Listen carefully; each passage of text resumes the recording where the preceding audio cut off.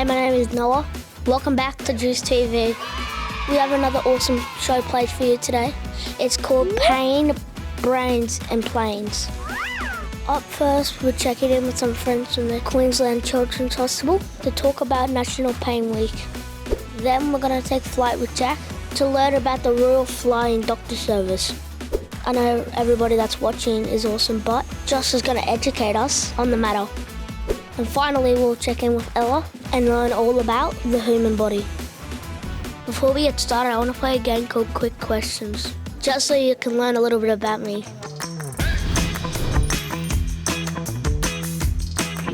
On the weekend, I like to go ride my bike with my friends and go fishing and play soccer.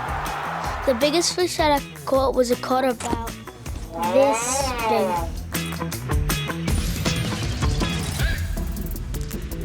The best trick I can do on a BMX is sit on the handlebars. Don't try this at home, kids. The funniest thing that's happened to me, I was playing at school with my friends and slipped on a banana peel. That's right, it doesn't just happen in cartoons.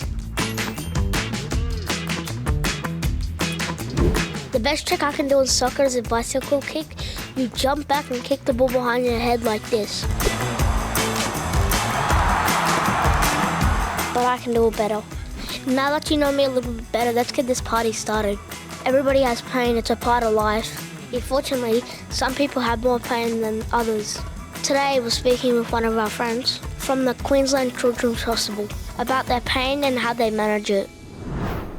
Hi everyone, welcome to a special segment of Juice TV, the show made by the kids in the hospital for the kids in the hospital. I'm Eliza, and today we're at the Queensland Children's Hospital talking about something that's very close to my heart.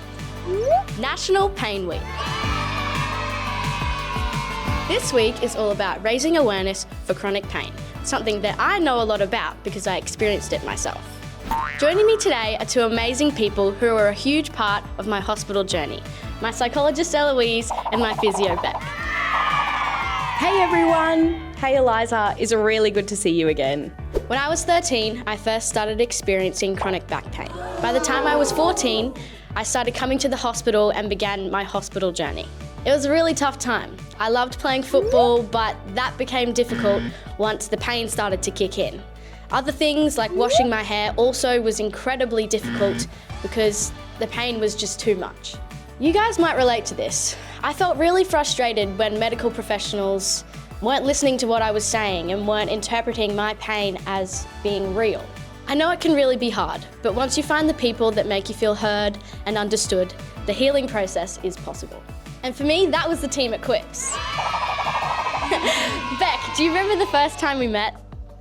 Do I ever?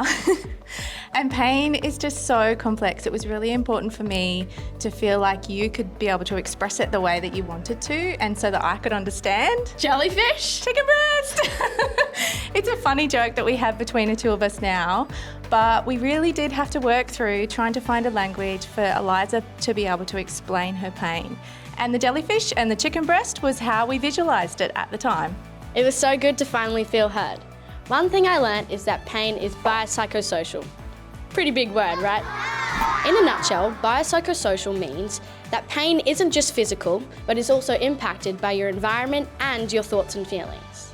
That's why it's so important to have a whole team supporting you, incorporating the body and the mind. And that's where Eloise comes in.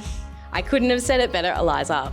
Pain is really complex, and that's why it's so good for psychology and physiotherapy to work together to think about all of the different things that impact on your pain journey.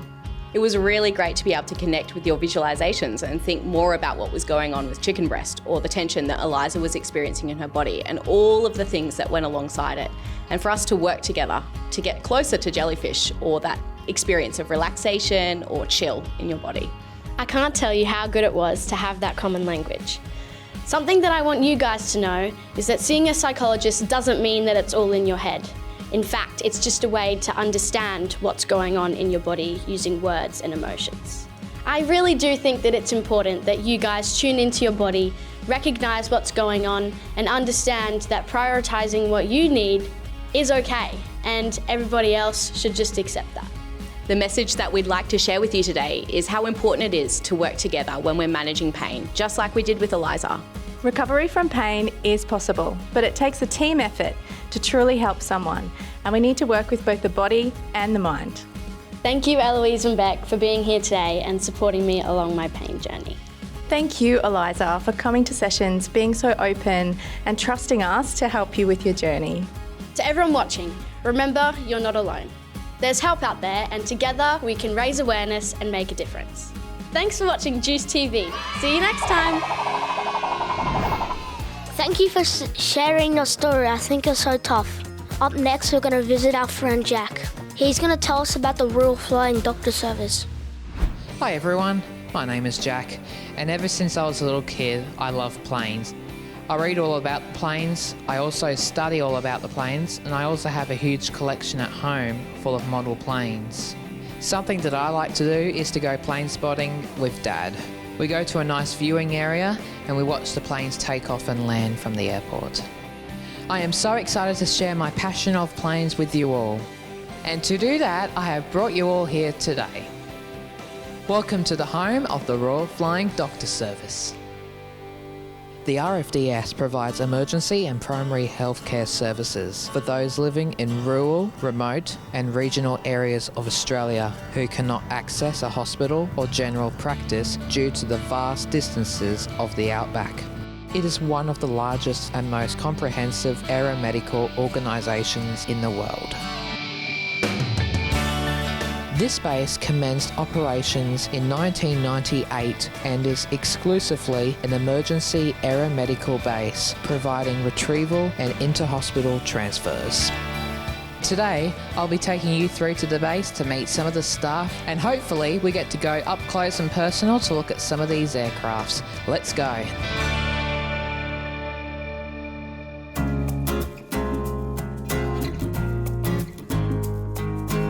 Wow, look at this room. It's so much like an emergency room, isn't it, Clayton? It is. This is the room I really wanted to show you. This is our simulation training room. So it's good for immersive, sort of high simulation training, which we do with our flight nurses on a regular basis. We go to all over the countryside and we pick patients up from basically any environment, and we need to be ready for it.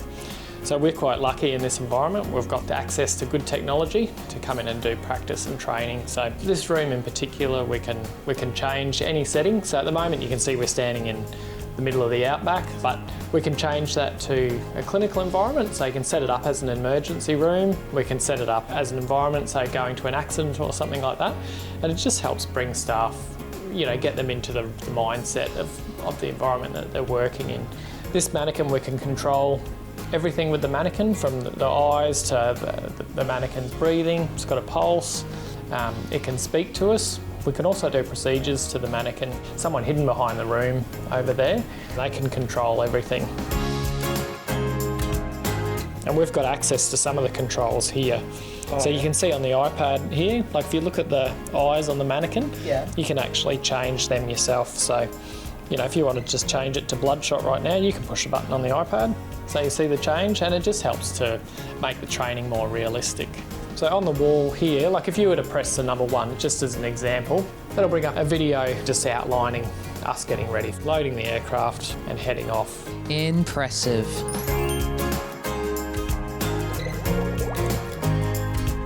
Obviously this is a bit of fun that we're having, looking around and playing with things like this today, but the reality is we can do a lot of really important training in this room. That's right. And it's thanks to partners like Q Super that help us purchase the equipment and also access time for our nurses to come and do vital training.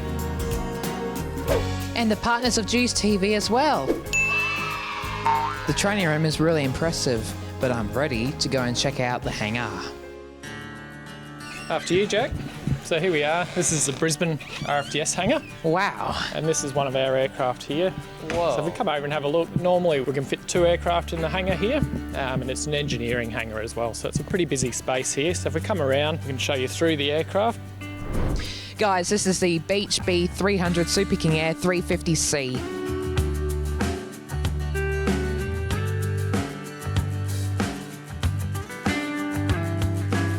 Well, this is the rego plate here, and it's VHFDF. Obviously the VH stands for Australian Planes, and if you say the registration in full, it is Victor Hotel Foxtrot Delta Foxtrot.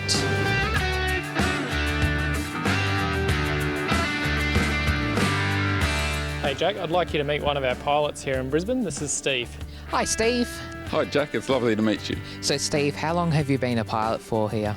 I've been a pilot with the Flying Doctors since 2010, so just on 10 years. I spent 2.5 years in Mount Isa, up in the outback there, and then 7.5 years down here in Brisbane. How long does it take to train to be a pilot? Initially, pilot training is about a year to get your commercial licence, and after that, to have experience for the Royal Flying Doctor Service, you need about 5 years in the industry to get the hours that we require to fly our aeroplanes here. Do you often find yourself in an emergency situation when you fly out to critically ill patients? Like, have you found yourself in an emergency before? There's emergencies as far as the patient is concerned. Some patients have a higher priority than others, so we need to get to them quickly.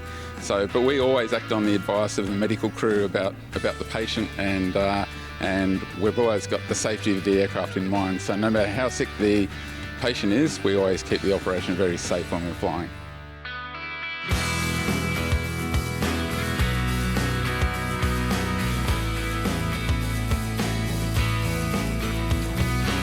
Alright guys, something really cool is going to happen now. Clayton and Steve is going to load me onto the stretcher and wheel me into the plane, so I get to experience what it's like to be a patient.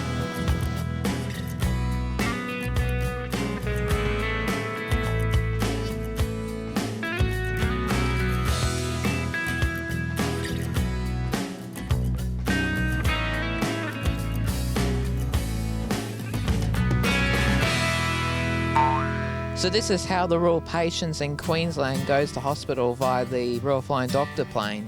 Lovely room, I am comfortable. I think I'm getting so tired that I just want to have a snooze.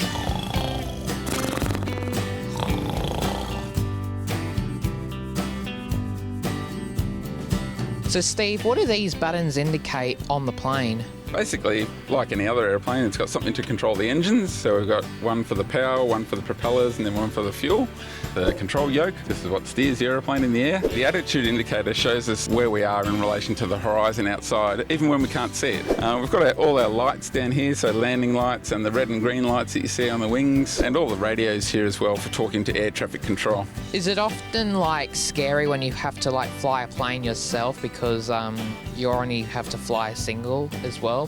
Yeah, you have to think of a lot of things yourself. So we're thinking about the weather, we're thinking about our flight planning and air traffic control, and we're also thinking about what's happening in the back with the patient. So we're making sure they're looked after and it's not too bumpy for them. We do a lot of nighttime flying, so there can be some really dark and rainy nights where we have to go around the weather and then land at a airstrip that's not very well lit. So that's the more challenging flights that we do. What are some of the tips you can reassure the patient that if they're on their way to hospital while flying and they get scared? Yeah, that's a really good question, because we want to make sure that they're very comfortable to fly with us, and sometimes it can be their first flight and also they're feeling sick as well. So that combines to make it a bit of a nerve-wracking thing for little kids. And there's a nurse always right by the patient's side. The flight nurses and the medical crew are really good at making kids feel comfortable on their flight to hospital. Steve, this has been an incredible experience. Thank you so much for showing me inside the plane, the cockpit, and getting up close with this plane. Hey Jack, thank you very much for coming out today. It's been a pleasure showing you around the Royal Flying Doctor aeroplane and what it's like to be a pilot and also a patient.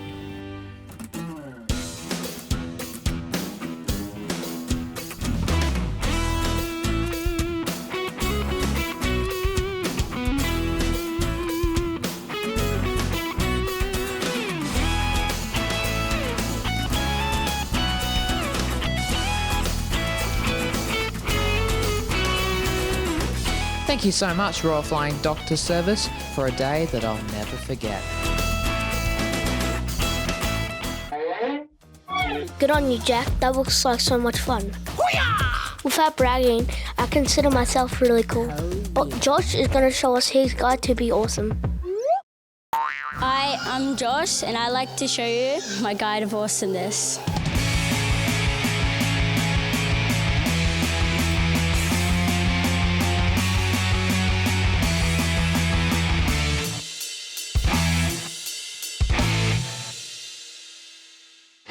I have a passion for fashion. I like to look sharp and dress up. I look up to Dr. Medin because he's got great style with a black shirt and his skin colour jeans. It looks the best on me, not him. Of course, I can't forget about the hair.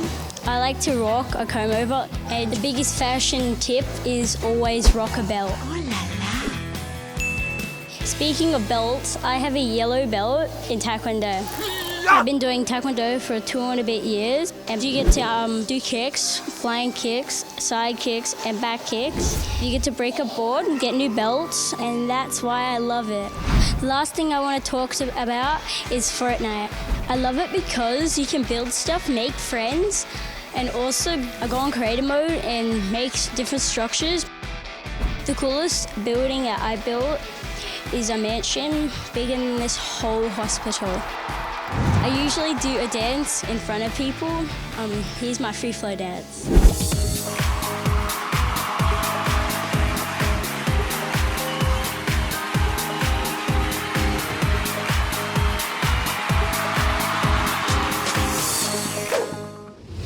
Thanks for watching my guide of awesomeness. You should totally try Taekwondo. Oh yeah! Thank you, Joss. I knew I was awesome. Up next, we have Ella that's going to tell us all about our skeletons. Hey, I'm Ella. Have you ever heard that saying that a person has a few skeletons in their closet? It means they have a secret that I just don't want to talk about. Well, today I'm sharing with you the skeleton in my closet. Yep, except mine's an actual skeleton.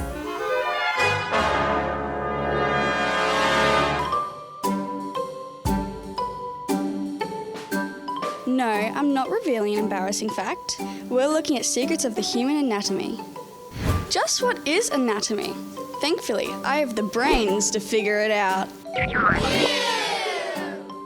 And if that's not enough, we also have the brains of some anatomists from QUT.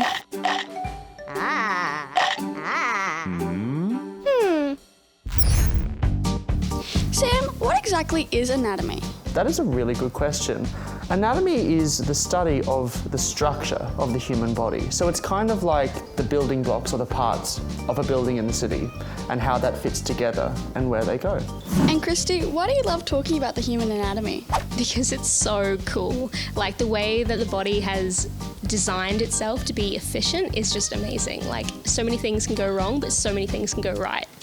So what are the coolest things about anatomy? Well, the body can adapt itself. So whenever you're doing like a lot of movements of the hands, like maybe typing on Facebook, you can grow extra bones in your hands to help that.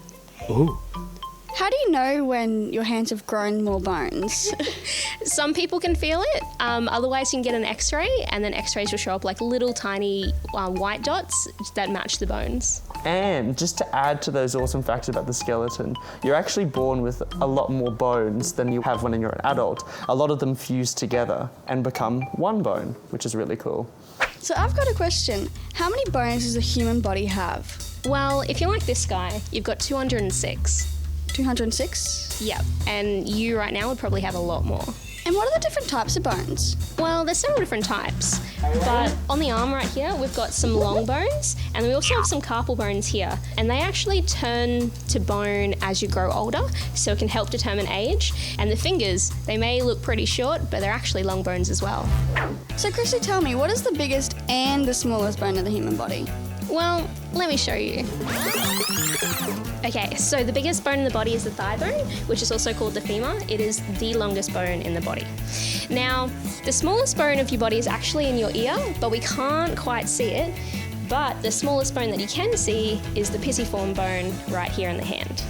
And where's the funny bone? And why is it called that? Is it good at telling jokes or something? What is a skeleton's favourite instrument? A trombone! That was a good one.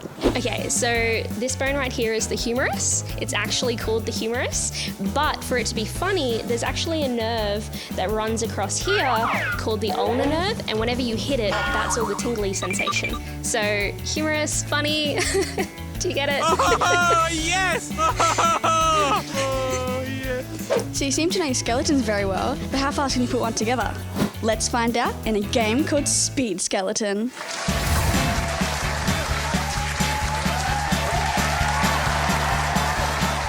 Okay, Kristy. Okay, Sam. Grab your skulls, grab your sternums, and break a leg.